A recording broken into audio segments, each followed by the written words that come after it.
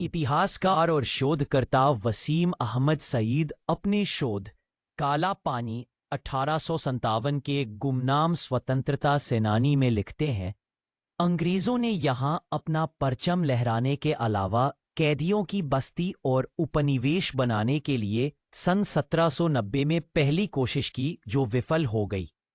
बाद में सन 1857 का हंगामा बरपा तो फांसियों, गोलियों और तोप से क्रांतिकारियों की जानें ली गईं। उम्र कैद भी दी गई, मगर किसी दूर दराज जगह पर सजा देने की बस्ती या कैदियों की कॉलोनी की जरूरत महसूस की गई ताकि अंग्रेजों से बागी हुए लोग फिर से बगावत या विरोध ना कर सके। उनकी निगाह अंडमान द्वीप समूह पर ही गई। ये द्वीप कीचड़ से भरे थे।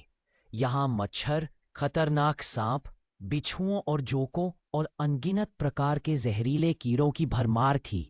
1858 में पहुंचा था पहला जत्था फौजी डॉक्टर और आगरा जेल के वार्डन जेपी वॉकर और जेलर डेविड बेरी की निगरानी में बागियों को लेकर पहला जत्था 10 मार्च सन 1858 को एक छोटे युद्धपोत में वहां पहुंचा। खरल के साथ ही संभावित तौर पर उसी जहाज में ले जाए गए होंगे। फिर कराची से और 733 कैदी लाए गए और फिर यह सिलसिला जारी रहा। सईद लिखते हैं, काला पानी एक ऐसा कैदखाना था जिसके दरो दीवार का भी वजूद न था। अगर चार दीवारी या चौहद्दी की बात कीजिए तो समुद्री किनारा था, और परिसर की बात कीजिए तो उफान मारता हुआ अदम्य समुद्र ही था। कैदी कैद होने के बावजूद आजाद थे, लेकिन फरार होने के सारे रास्ते बंद थे और हवाएं जहरीली थी। जब कैदियों का पहला जत्था वहां पहुंचा तो स्वागत के लिए सिर्फ पथरीली और बेजान जमीन, घने और गगनचुंबी पेड़ों वाले ऐसे जंगल थे जिनसे सूरज की किरणें छनकर भी धरती के गले नहीं लग सकती थीं। खुला नीला आसमान, प्रतिकूल और विषैली जलवायु, गंभीर जल संकट और शत्रुतापूर्ण जनजातियां। दिल्ली के इस शोधकर्ता के अनुसार अंडमान ही को भारत की आज़ादी की जंग की कुर्बानगाह करार दिया जाना चाहिए।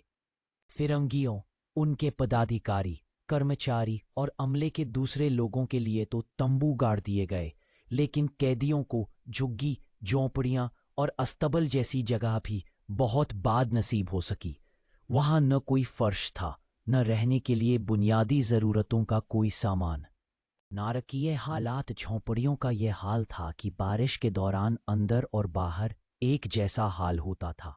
सारा दिन सश्रम कारावास के कारण अथाह और अकल्पनीय मेहनत करना, अत्याचार और हिंसा का शिकार रहना और फिर बेहद घटिया खाने पर संतोष करके लगातार मौत के लिए जिंदा रहना ही कैदियों की किस्मत था। लिहाजा हर कैदी मौत की दुआ करता था, क्योंकि मुसीबतों से छुटकारे का एकमात्र रास्ता मौत ही थी। मजहबी आलिम, गालिब के समकालीन और दोस्त अल्लामा फजलुल हक खैराबादी सन 1857 की आज़ादी की जंग के अगुआ थे।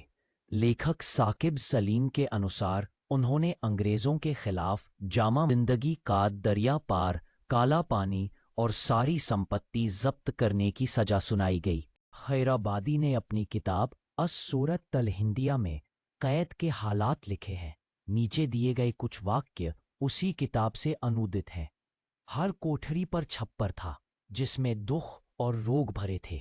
हवा बदबूदार और बीमारियों का खजाना थी। बीमारियां असीमित खुजली और दाद जैसा एक और चर्म रोग जिसमें बदन की खाल फटने और छिलने लगती है आम थी। बीमारी के इलाज, सेहत की देखभाल और घाव भरने का कोई उपाय ना था। दुनिया की कोई मुसीबत यहाँ की दर्दनाक मुसीबतों की बराबरी नहीं कर सकती थी। जब कोई उनमें से मर जाता तो लाश ले जाने वाला उसकी टांग पकड़कर खींचता और बिना नहलाए उसके कपड़े उतारकर रेत के ढेर में दबा देता है। न उसकी कब्र खोदी जाती है, न नमाज़े जनाजा पढ़ी जाती है। खैराबादी ने अपनी किताब अस-सूरत तल हिंदिया में कैद के हालात लिखे हैं। नीचे दिए गए कुछ वाक्य उसी किताब से अनुदित हैं। हर कोठरी पर छप्पर था जिसमें दुख और रोग भरे थे। हवा बदबूदार और बीमारियों का खजाना थी। बीमारियां असीमित खुजली और दाद जैसा एक और चर्म रोग जिसमें बदन की खाल फटने और छिलने लगती है आम थी। बीमारी के इलाज, सेहत की देखभाल और घाव भरने का कोई उपाय ना था।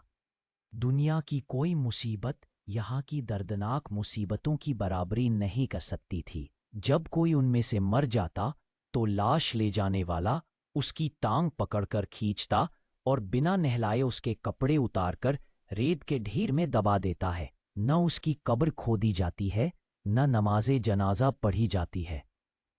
घने जंगल में जंजीरों में जकड़े कादियों को रास, ह्यूलाक और चैथम द्वीप पर कठोर श्रम करने का आदेश दिया गया। निर्जन द्वीप के जंगलों की सफाई का मेहनत वाला काम खैराबादी और उनके साथियों को करना होता था। रात में उन बिना आबादी वाले इलाकों में भी जंजीरों में काद करके रखा जाता था। खैराबादी कहते हैं, अपनी आंखों से दूसरे कादियों को बीमार होते हुए भी बेड़ियां पहने और जंजीरों से खींचे जाते हुए देखता हूं। एक कठोर और गंदा व्यक्ति कष्ट पर कष्ट पहुंचाता और भूखे प्यासे पर भी रहम नहीं खाता।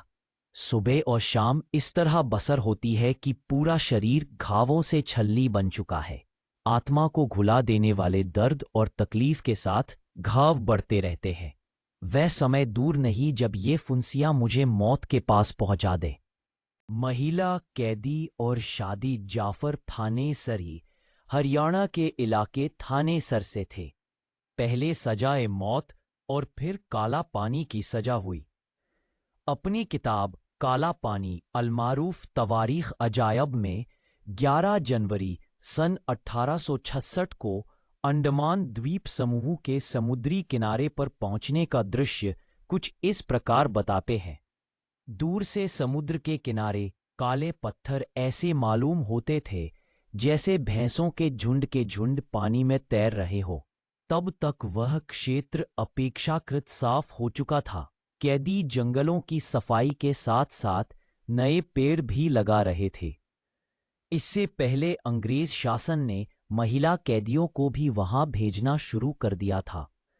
हबीब मंजर और अशफाक अली का शोध यह है कि आरंभिक दौर में ब्रितानी शासन शादी और फिर बच्चों की पैदाइश को कैदियों में सुधार का एक उपाय समझता था। मद्रास, बंगाल, बंबई, मुंबई, उत्तर पश्चिम राज्य, अवध और पंजाब आदि से ऐसी महिलाओं को अंडमान भेजा गया जो सजा के कुछ साल ब्रिटिश भारत की जेलों में गुजार चुकी थीं।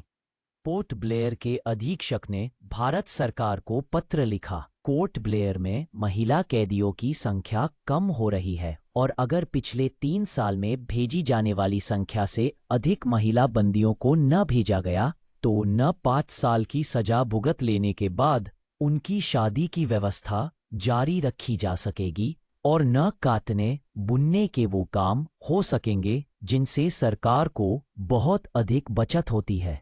सेल्फ सपोर्टर कैदी अगर शादी करना चाहते तो वे एक खास दिन महिला बंदियों में से किसी एक को चुनते और अगर वह राजी होती तो शासन उनकी शादी करवा देता और उसे कानूनी रूप दे देता।